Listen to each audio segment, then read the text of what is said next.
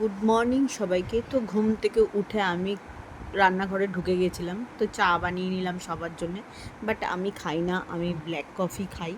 তো তারপর বসিয়ে দিয়েছিলাম ডালটা আর তোমাদেরকে দেখানো হয়নি, শুধু জলটাই দেখানো হয়েছে।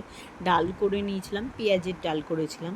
তারপর কুমড়ো আলুর তরকারি করেছিলাম। তো কুমড়ো আলুর তরকারিটার মধ্যে দিয়েছিলাম একটু দুকুচি রসুন কুচি আর একটু জিরে ফোড়ন দিয়েছিলাম।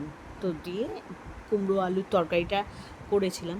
আর নুন হলুদ সামান্য একটু মিষ্টি দিয়ে করেছিলাম কুমড়ো আলুর তরকারিটা। ফের আবার আমি বেগুন ভেজে নিলাম, কারণ বেগুনটা কেন জানি না আমার খুব পছন্দের একটা খাবার বলতে পারো। শীতকালের এই শুরুতে বেগুনটা আমার খুব পছন্দের একটা খাবার। তো বেগুন ভেজে নিয়েছিলাম।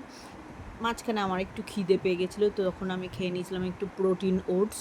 তো তার মধ্যে একটু কাজু আর কাঠবাদাম দিয়ে দিয়েছিলাম। তারপর কয়েকটা বেগুন ভেজে নিলাম। ফের রান্না করে নিয়েছিলাম কাঁচা টমেটোর তরকারি, দিয়েছিলাম সর্ষে ফোড়ন আর নুন হলুদ, সামান্য একটু মিষ্টি দিয়েছিলাম। তো এই ছিল আমার লাঞ্চ মেনু। তো টাটা, বাই।